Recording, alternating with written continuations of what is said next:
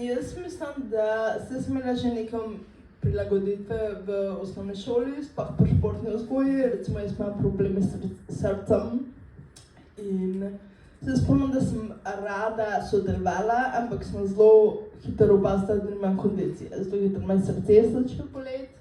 Tako da v bistvu je bilo prilagoditev samo v to smer, da so učitelji razumeli, da mi je vse to malo težje. Mislim, da sem bila upravičena športne vzgoje, ker mi je kar povprečje, ker bi mi na 5. Tako da. Pa zares, ko sem to imela pa gimnazija, takrat sem v bistvu sedela sem na voziček zdaj med časom korone.